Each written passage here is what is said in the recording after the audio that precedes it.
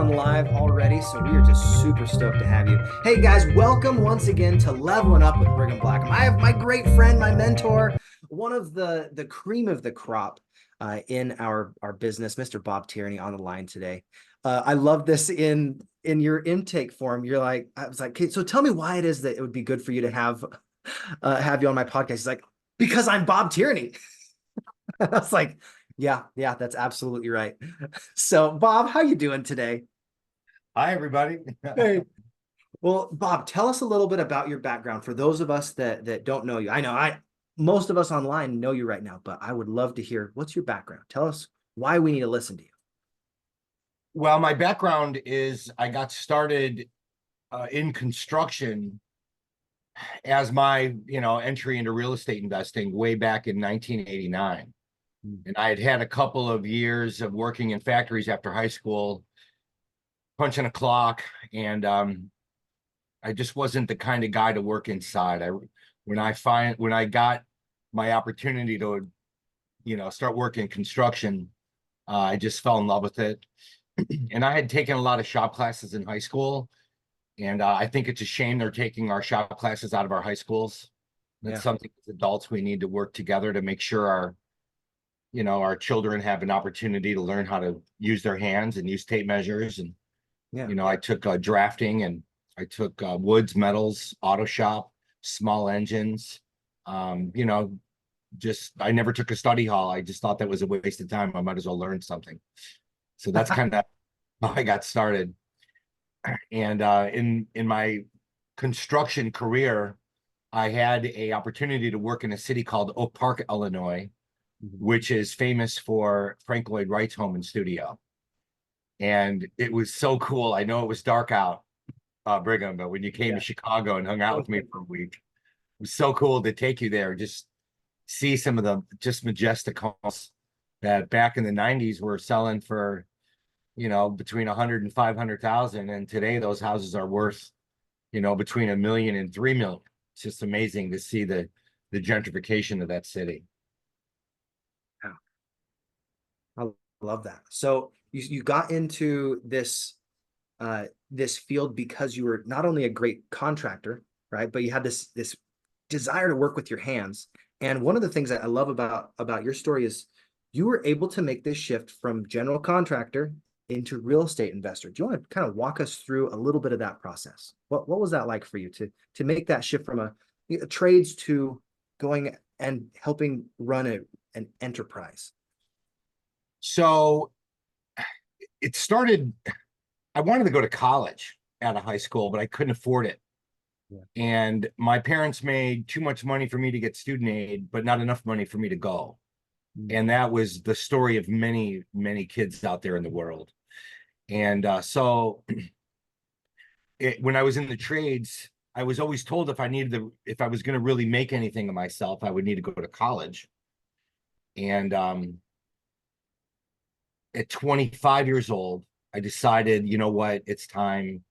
And I decided to move to Oak Park because Oak Park is the green line comes to Oak Park that takes you to the city. And I could get downtown Chicago. And I started looking for colleges, and I chose DePaul University because it was downtown. And so I moved to Oak Park in 1995, and I put myself through college doing construction work because I could make, $20, $25 an hour, which was better money than most of the kids were making in college. And and I could put myself through school. I studied entrepreneurship strategy and computer science. And I had always loved computers. My mother had bought me one in 1983, so showing my age a little bit. But when I in 1999, and this is truly what got me into building a construction company, I got a job in corporate America with my new education, making 108,000 a year, and that like the heavens opened up, and the light shined down on me that I got a job. I wasn't getting dirty every Yeah. day. I bought my first suit. I bought a briefcase. Like I had arrived. And 7 months after I got my dream job, I walked into work and 22 people got laid off, and I was one of them. I got escorted to the door by a security guard. It was pretty humiliating. And I looked for work, but the millennium bug had been cured.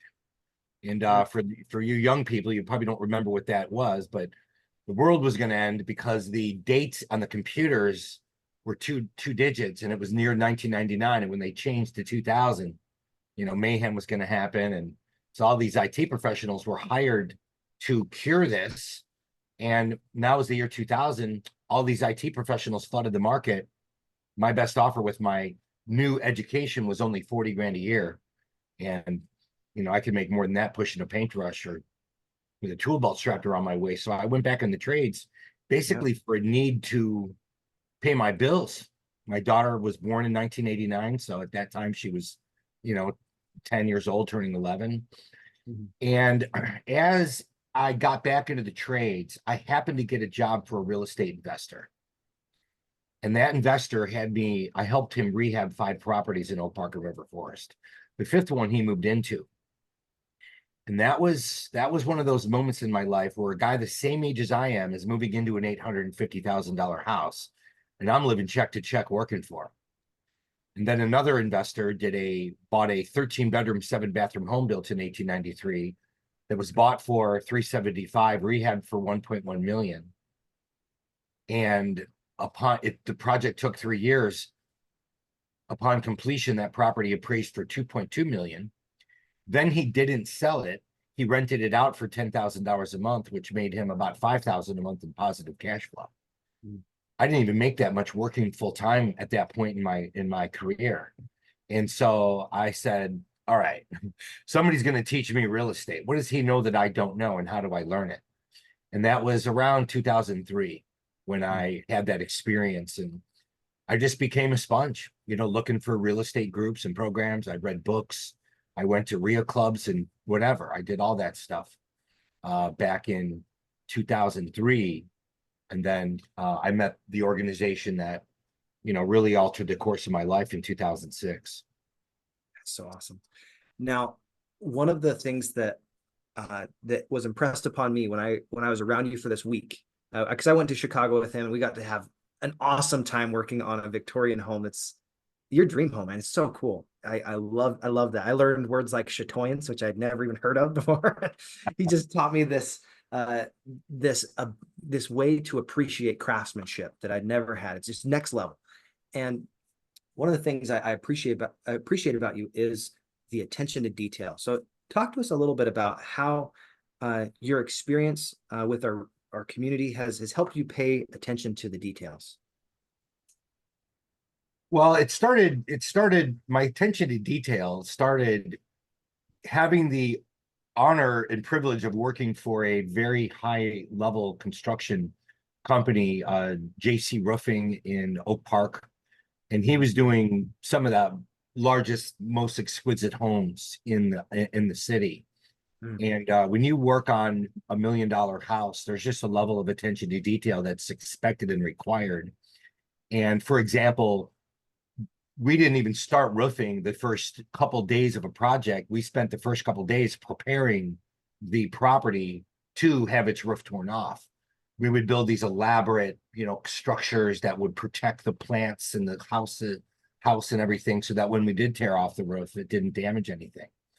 And and then in the wintertime, they had a friend who was a interior plaster repair expert and painting expert that was basically doing all of the plaster repair inside these homes built at the turn of the century. And the first couple days were spent, you know, preparing the sidewalk. We'd protect the sidewalk so it didn't get dirty. We'd tarp off plastic off every single carpet, piece of staircase, the walls, prep everything to make sure that nothing got damaged with dust. And then the work itself is exceptionally meticulous. And so having those experiences in my 20s, you know, although at the time was such a pain in the butt, but it was such great lessons in the difference between a quality craftsman and construction company that cares about the experience that their customers have and ones that don't. And our company would we never advertised. It was all word of mouth because of the level of attention to detail that we had in our business. And I just, learned how to become a very meticulous painter as you got to have that experience helping me paint 1905 Victorian. I love that. Now, let's talk about how when you are actually in the middle of a project and you're like, man, this is something that would be valuable. It's like transferable to other people. But when you're in the middle of a project, how do you keep all these parts together? Because I know you've been able to see the process for so many years. It might just come a little easy, but how do you keep things together and organized? What are some of your strategies? So one of the first things I learned was I'm not very organized, and I also don't like getting up and down, on my knees and up again, on my knees and up again. So I would set tables out and I literally have 15 work tables, and I would set them out, and that way I could manage all of the pieces or parts or preparation of things, while I'm standing vertically instead of getting down on my knees. I watch guys, use table saws on the floor, chop boxes on the floor, and I am way lazier than that. So I, I will take the time to set my job site up so that I can, be organized. And I just learned also sorting things into bins is very helpful. And you got to see my basement, and I have just bins, shelves and bins of everything's as organized as it can be when you have a lot of stuff to deal with. And what I love about this is this type of organization, this type of saying, hey, this is where this goes and it has a home. That resonates with business. That resonates with like the way you do your taxes. There's so many little transferable skills that you learn in the trades that start to help you in other elements of your life, like that attention to detail, how you organize, how you keep on track, how you source materials, like, and be resourceful. I just respect the heck out of you. You've got such a great attention to detail. And one of the things I want to talk about today specifically for our podcast was this idea of who are you being such that all your dreams can come true? Who are you being such that whatever it is you wanted to accomplish, you can drill down and accomplish? And maybe how your background is be able to help you become who you're supposed to be. So let's talk about this. When you hear this idea of who are you being, what comes top of mind to you? Well, the thing that comes top of mind is the experience of learning that concept. And one of the things that's really interesting when somebody said, the people that go through some of the biggest challenges, it is through the challenges that we have that we then become open-minded. We then become coachable. So, I had gotten engaged when I was 25 years old, and my fiance and I moved in together when we moved to Oak Park for me to go to college. And about 7 months after that, we moved in together. I had come home from school, and she was packing her stuff and moving out.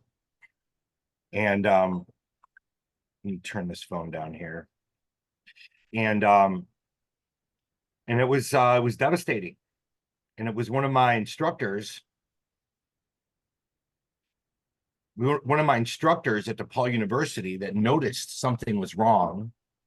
And she came up to me and said, hey, Mr. Tierney, I want you to stay after class. All the other kids leave, and there's like 150 kids in the room. And she comes up to me, she looks me right in the eye. She goes, you're my best student.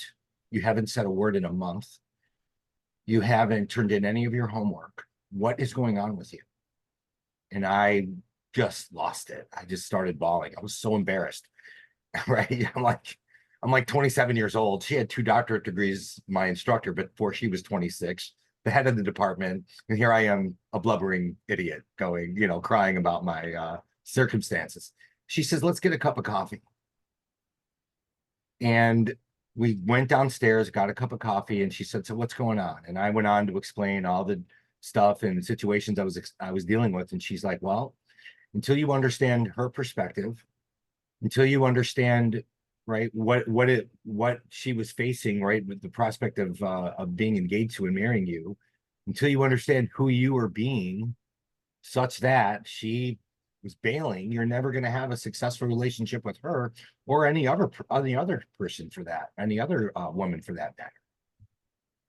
And that was I'll never forget that conversation. That was a kick in the gut, because in my head, right, I was doing every single thing I could to get myself through school and work and make money and all the things I had to do. But I didn't have that perspective. And she introduced me to the world of personal growth work, of coursework on, where our perspective comes from and our interpretation, and, how do people that have, traumatic challenges and traumatic experiences in their life, how do they overcome them? And I got introduced to that world. And I'm so grateful that I got introduced to the world of personal growth work, because in 1997, I started that journey, and I mended the relationship with my fiance. And we just celebrated our 18th year wedding anniversary. That's so awesome. And so when you start to dig into, how did I become who I am?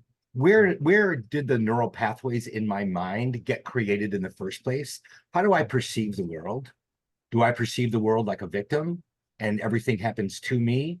Or do I understand and realize that I have the capacity to understand that I've created my perspective. I get to choose my perspective. I get to choose what I believe I'm capable of.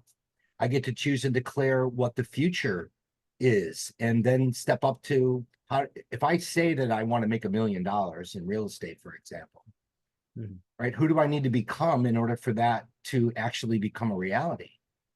And it's one of the most important aspects of becoming successful in life, is taking responsibility for who I'm being in every given situation, including how I perceive and react to every situation and circumstance that happens around me. That's wisdom speaking right there.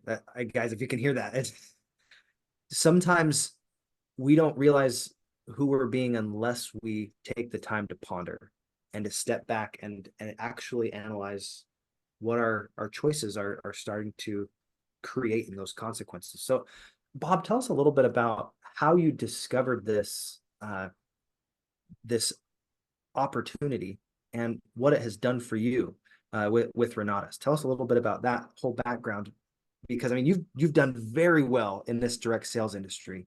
And I'm so proud to be able to call you my friend.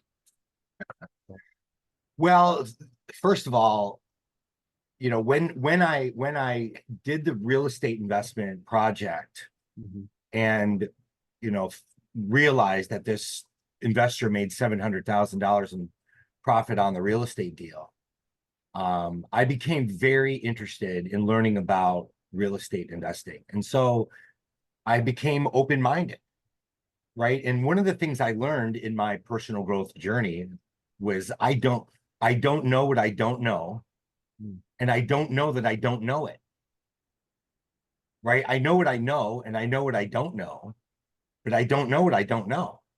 And there's so many things that we just don't know that we don't know. And when we get very interested in that, when we start to open our mind and open our heart up to other people's perspectives, other people's journeys, other people's lives that they lived, right? We stop being so skeptical. And I was a very skeptical person, over the years, because I had seen a lot of crazy things come through Chicagoland. And I had gotten invited to a job interview, and 3 hours later, I find out it's a multi-level marketing company, which I might have been interested in had they been straightforward, forthright, upfront, and told me the truth. So I kind of had a bad taste in my mouth of the world of direct sales or multi-level marketing or network marketing. But I had answered an advertisement about real estate investment and got on the phone with a man who invited me to come down to a meeting. Now, the meeting was at a hotel. I was super skeptical. And this is what he said to me. He goes, "Listen, you're a remodeling contractor. How many houses have you worked on where the owners made more than you?" And I'm like, oh, all of them, right? And he said, leave your checkbook and credit card at home and come down to the meeting and check our group out. I'll invite you and your wife to come out to a free real estate workshop. I'd like you to be my guest. There's no pressure. And if you like what we have to offer, great. And I had witnessed so many people that houses I had worked on. So I didn't hear that you could make money in real estate from an infomercial, right? I didn't go to a seminar. I worked for investor after investor after investor, right? Homeowner after homeowner after homeowner in Oak Park and River Forest, some of the most exquisite houses in all of the world, much less the state of Illinois. And so that that invitation, right, by this gentleman who brought me down to have this experience, I went to a free real estate workshop, and it was life-changing. Why? Because I had never heard of the term short sale. Now everybody's heard the term today because we went through 2008, but in 2006, very few people had ever heard the term that weren't in the business or in the industry. Mm-hmm. And I learned why short sales are negotiated, why it's in the bank's best interest to negotiate a discount on the payoff on a mortgage. I understood, right, that I could buy a house and have an exclusive opportunity to make an offer on that property. I understood why the Federal Reserve works the way that it does, and why it's in a bank's best interest to negotiate that, and rather than take somebody through the foreclosure process. It blew my mind. And the gentleman that invited me, because the program was a direct sales organization, right, he earns income by bringing me down, and if I'm inspired to buy the program, he makes a commission. Now, when I first heard that, I was like, wow, that's a scam. But as he spent time with me, as he answered my questions, as he helped me to make decisions about whether this would be a good program for me or not, right? He was the one that helped me to overcome my fears, overcome my skepticism, and actually invest in a beginning real estate course that literally altered the course of my life forever. I'm so grateful because of his skills, because of how masterful he was in helping deal with me and my skepticism, that he helped me overcome it. And what I realized is this world of direct sales, and let's just talk about it for a minute. Mm-hmm. What are some of the industries that are examples of direct sales? Well, real estate agent is a direct sales professional. So if I want to buy a house and I need to have my questions answered, I want somebody that's skilled, I want somebody that's knowledgeable. Is a real estate agent worth the commissions that they earn to help me make better decisions about and negotiate the buying or selling of a property? Absolutely. They're absolutely worth their earnings. How about a mortgage professional? A mortgage professional is going to get all of my data of all of my income, my tax returns, my social security number. They're going to go through all of the different, what I can afford or not. That is a very important direct sales professional. Insurance is another industry that, man, we have questions about. Health insurance. There's so many variables. We need to have professionals that understand what advice to give us. You know, I think the challenge with the real estate investment education industry is the gurus, right, that fly around the country making more money selling education than they do in real estate, right? There's a lot of scamminess around it, which is what I discovered.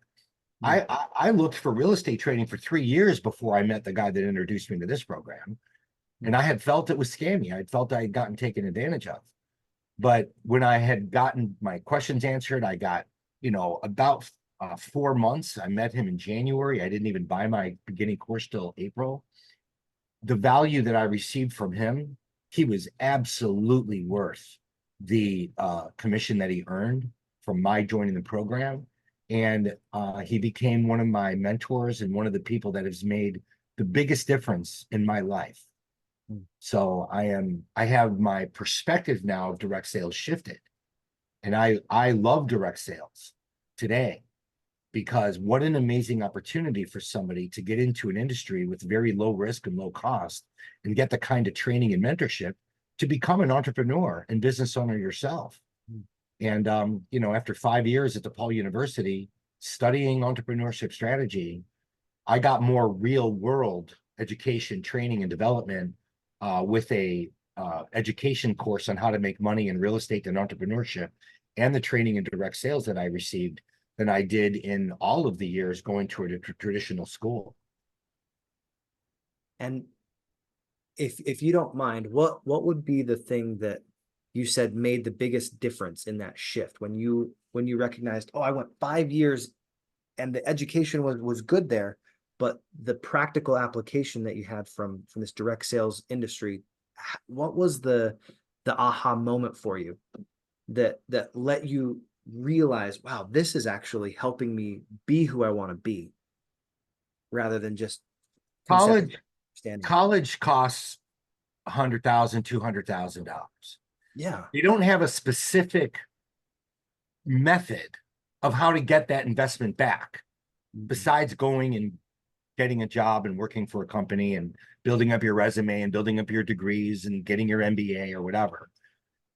And the collegiate institution, which is, I don't regret my education at all, but it is designed to help companies create, get employees. That's how it was designed by.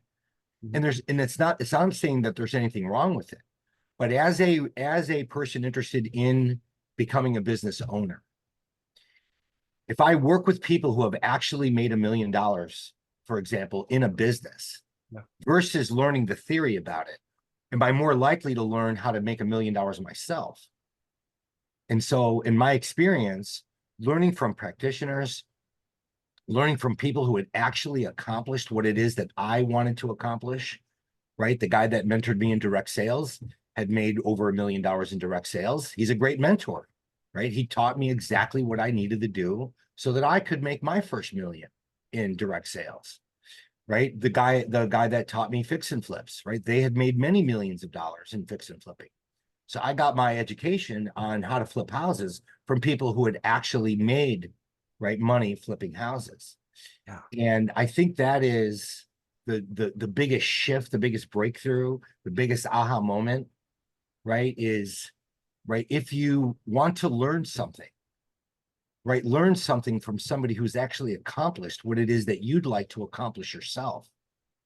And that doesn't mean that there's not a lot of great coursework. And like I said, I don't regret my education, but when it came time for me to start learning how to make real money, right, I was attracted to practitioner instructors. And the other aspect of direct sales is from many reasons. Number one, direct sales professionals make a difference in the world, right? The only way I earn income is by helping other people. And I love that aspect of my business. It is the most rewarding aspect of my business. The only way I make money in real estate is by providing value of some type, right? Creating win-win-win scenarios in real estate. And we've done, foreclosure and short sale fix and flips. You want to talk about a rewarding experience, right? One of my customers hadn't paid her mortgage in over 2 years, owed $350,000 on that mortgage because of the arrears, which is the interest that she didn't pay added to the principal, which grew her principal balance crazy beyond the value of the property. We were able to take to have the bank take $196,000 for a property that was owed $350,000, right? Which sounds crazy. Like, why would a bank do that? Well, because the alternative is the bank has to take her through foreclosure. So it costs the bank money, right? $56,000 on average to take a property through foreclosure.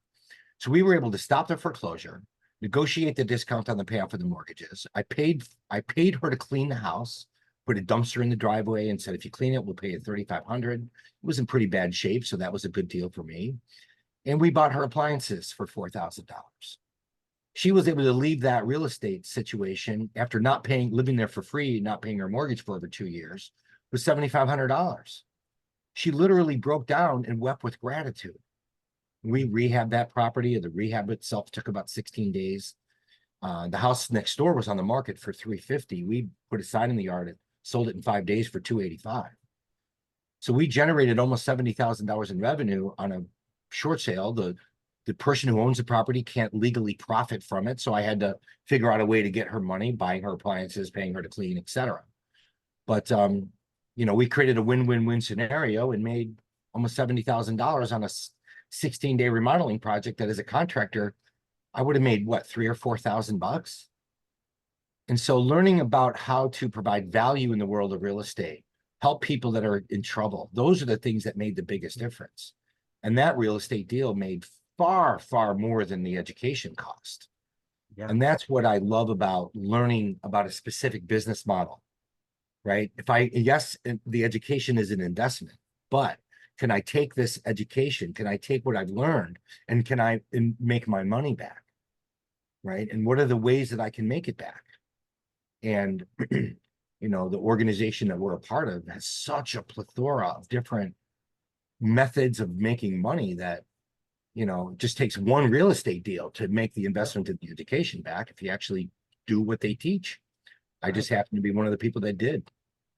I love that. You are one of the people that not just did it once. That's the thing is, yeah, you can, you know, earn your money back in one deal, but it's not just earning your money back. It's how do I give back and help other people along the way? I love this idea of, you know, bringing people along for the journey, not just saying, hey, you go and you climb that mountain. You're like, hey, I'm climbing this mountain. You want to come with me?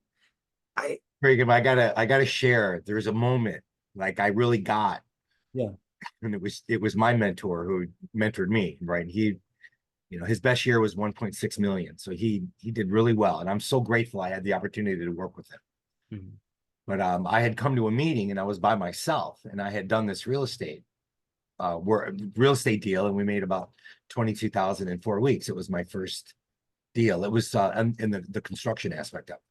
Mhm. And he said, hey, how come you're here by yourself? You don't have any guests here tonight. I'm like, well, you know, I've been kind of busy. And he says, didn't you just do a real estate deal? And I'm like, yeah. He goes, how long did it take? I'm like, oh, the construction took about 4 weeks. And how much money did you make on that? And I'm like, oh, about 22,500, something like that. He goes, and have you ever made that much before? I'm like, no, never had made that much before. And he said, so you're not sharing this with anybody. Don't you think that's kind of selfish? Oh, And it was a kick in the gut. Oh, and he was right.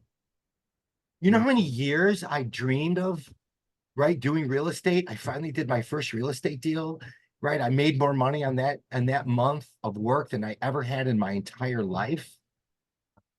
And his perspective was so powerful because the truth in my heart is that there's too many people that have made $20,000 in a month. They're not helping others. They're not mentoring others. They're not sharing their experiences. They're not helping other people to become successful themselves. A lot of the wealthy people in the world have made their money on the backs of, at the expense of the employees that helped them get there. And that's one of the reasons I'm so passionate still, right? 18 years later, so passionate about what we do in this business of direct sales is because I have the opportunity to share my life, my experiences. I have the opportunity to train and mentor and coach people. I have the opportunity to help people overcome their fears and their skepticism, right? And help them become successful in their lives. There's no more rewarding thing that I've ever done in my life than help somebody else become successful. And there's story after story after story after story of people in this community that we have had the opportunity to bless their lives. And it is an honor and privilege, sincerely, right? To be able to, you know, help other people, just like so many people help me. It's not one, right? There's so many people that have contributed to my life. It's an honor for me to contribute to others. And I think there should be more organizations like this one in the world that stand for what we do. I love that. And this idea of being willing to contribute, even if it's a little inconvenient at times, when it means the most is what matters. Like you think about how you're talking about Chad Wade, your mentor, when he came in and he's like, man, isn't that a little selfish to not share? Sometimes we need those kicks in the butt to be able to let other people know what is changing within us. Sometimes we don't even recognize how much change has happened if we aren't willing to share it with other people. If we only keep it to ourselves, yeah, we're making these shifts in our business, in our life, in all these different elements. But if we're not willing to open up and share with others, right, there's a part of ourselves that we don't get to express. So I know you've been doing calls and giving back to our community, not just like a couple dozen times, but over 2,000 times. What number of call were you on today? Just curious. Today's number 2,613. 2,613. I was on 2 days ago and I was just like, so inspiring. If you want to hear more from Bob Tierney, he has not only gone and done these calls, you also record them as well, which I think is so awesome to provide that level of service and support. Some people come into an industry and they think, oh, I'm going to be a solopreneur. I don't have other people I can rely on. But when you have access to mentors of this quality, like Bob, totally changes your perspective on what's possible. Because tell us a little bit of your experience elevating your friends, elevating your associations, Bob. How did that change everything for you, having associations with Chad, with Bob Snyder, with all these different individuals that have made such an impact on you? I'll never forget, like the first meeting or training with, that I went to with Bob Snyder. And at some point he's like, listen, if you hang out with 4 broke people, you're likely to be the 5th. And I had never really thought about the gravity of who I had surrounded myself with, right? The influence, the perspective, the mindset. And, my customers were wealthy, but I was their contractor. They weren't in a hurry to help me. They liked me working for 25 bucks an hour. My real estate investor customers, they weren't in a hurry to help me learn how to be an investor because they were getting very wealthy by me with a tool belt strapped around my waist. So they were not of the mindset of abundance to help mentor and train and teach others. The saying, you can have everything you want in your life if you can help enough other people get what they want, is such a, like, that should be written on a post-it note and posted everywhere you can see it. Yeah. Because it is, every great business that has become successful is built on that exact thing, right? Why did Microsoft become a multi-billion-dollar company? Because we love Windows, we love PowerPoint, we love Word, we love Outlook, we love Excel, right? Xbox, right? All of it. Yeah. Adobe. I mean, we could just go on and on about all the companies that we know and love. Apple's the first $1 trillion company. Why? They make products people love. And if I want to change my life, I have to be a provider of value to others that is profitable to be that. So how can I provide value to people? How can I help other people? And getting around people, right? I had the dichotomy of perspective is so interesting. People that have a abundance mindset, and we're going to make millions of dollars by helping the world, and people that have a scarcity mindset, right? Oh, there's only so much. There's limited resources. There's limited money. I've got to save. I've got to be selfish. I've got to take care of myself. And I'm so grateful that I met somebody that had a abundance mindset. And he looked me in the eye, right? The most profound conversation of my life. He said, Bob, how much do you make? I said, I'll make about 70 grand this year. It was January, so 06, 18 years ago. And he said, how many hours a week do you work? And I'm like, all of them. And he said, Bob, listen to me. And I'm saying this to all of you. You could easily be making $500,000 or more a year. You're running a construction company. And I'm like, okay, all right, I'm all ears. Coach me. I'm coachable. He said, if you want to make $500,000 a year, you have to quit making 70,000 bucks a year, because the 70,000 bucks a year that you're making is taking up all your time. You need to quit your job and buy your time back. And I said, Chad, my daughter is 15 years old. I cannot quit my job. He said, I don't want you to quit it yet, but I want you to replace your time for dollar income with a different type of income. right? There's many types of income that you can earn as an affiliate, commission income, override income, right? As a real estate investor, Airbnb, short-term rental income, right? VRBO, furnish finder, right? I can do buy an apartment building. I can hire a general contractor and rehab properties. I can raise capital. I can do all kinds of things in real estate that I'm not trading my time for dollars. And he said, you know what the best thing you have going for you? I said, what's that? He goes, you only make 70 grand a year. That's nothing. That 32-year-old man was making 70,000 a month. And I'm so grateful that I had gotten myself and introduced myself, got introduced to somebody that had that perspective. Because that conversation changed my life. Because just like that, that's the answer. I have to stop trading my time for dollars and adding revenue streams that have leverage in them. And so that's the only thing I focused on, right? From when I was working full time, I listened to my training while driving my truck. I got a CD player and put it on the job site instead of listening to Led Zeppelin again. We listened to real estate education.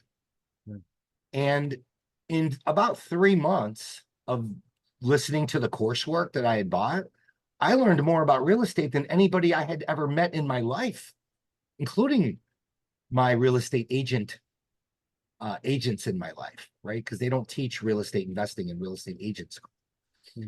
And so it was profound, getting around the right people, getting around the right community, getting around the right mindset, getting around other people. And I had that conversation in about March of 2006. I quit my job by December. And between November of 06 and December of 2008, I made my first $1 million in the industry of direct sales, 26 months. And that is, guys, I'm forever grateful, because it didn't only change my life financially, but it changed my understanding of what money really is, right? Money is a byproduct of the difference that you make, the people that you serve, the problems that you solve, the value that you provide. And if you're not making enough money in your life, find a way to provide more value to more people. And not only do you change your life, you'll change theirs too. I love that. It's so true. Money is just a byproduct of the value we're creating in the world. I know in the last few minutes we have here, I would love to hear advice that you would give yourself 20 years ago. If you could say, hey, little Bobby, listen to me. I've got the wisdom. Here's what you need to do. What would you tell yourself to wrap it up here? Take better care of yourself, right? Drink green, get a Vitamix blender and drink green smoothies, which is kale and spinach and lettuce and berries every day. Cut out spend less time partying and having fun and doing more time studying and educating yourself, building a portfolio of rental properties that'll take care of you for the rest of your life, so that you can have more time to do the things that you love. Today we live in a day and an age that is amazing. And in the same time that education is easily available, I can watch videos on YouTube until I'm blue in the face. Getting around a community of people who are like-minded, who have accomplished the things that you want to, is so important, because we can get information, but we're not sure what to do with it. Get started sooner, right? I wish I would have started learning about how to make money as a business owner and real estate investor earlier in life. I thought that I needed money and credit, and I needed to get my credit fixed first before I started to learn how to invest in real estate. That was a huge mistake, right? The truth is that learning about business ownership, getting a business started, getting some cash flow created, learning about business credit, that helped me repair the personal credit. Those are the things that have made the biggest difference in my life. And it was being open-minded and starting to trust people who had created wealth for themselves and were willing to share that truth with me. So I would, if I could look my 19-year-old self in the eye right? I would have started learning about real estate earlier, and I would have given up my preconceived notions of what I thought to be true, like I needed money and credit. So That's such great advice. Thank you so much, Bob. I love you, man. Thank you for your time and energy and effort that you're putting in here, not just into our community, but into every single person that comes in contact with you. I love that you are a value first person. You create value in every conversation, and I'm always a better person for having an opportunity to talk to you. So thank you for being that pedestal in my life. I love you, man. well, Brigham, and I'm proud of you. I've watched you grow and evolve, and I'm so proud of you for this new platform that you're creating, and love to have you out. It was an honor to have you stay in my home and work with me on that Victorian project, and Oh, it was an honor. it ain't done yet. So Yeah, I want some updates though, because I mean that's such a beautiful home. I'm so excited for you to finish that. It's so cool. Guys, you have no idea like the craftsmanship that he's been able to put into this. Follow Bob on Facebook if you want to have a story because he is sharing some great stuff. So once again, I got to get better at sharing my stuff on Facebook. I'm going to work on that, Brigham. hey, no worries. Just share what you're doing. I mean, honestly, like the quality of your story is just in you taking action. You're such a massive action taker that it's so cool to experience that in real time when I was there, and also just being around you. So thanks again, and I'm excited to tune in with you on Saturday. You're always look forward to those events. Thank you so much. God bless everybody for All tuning. right. And there's my hat. Oh, right there. Be good to people. Absolutely. There we go. Be good to people. I love it. Thank you so much, Bob. Hey, take care, guys. God bless.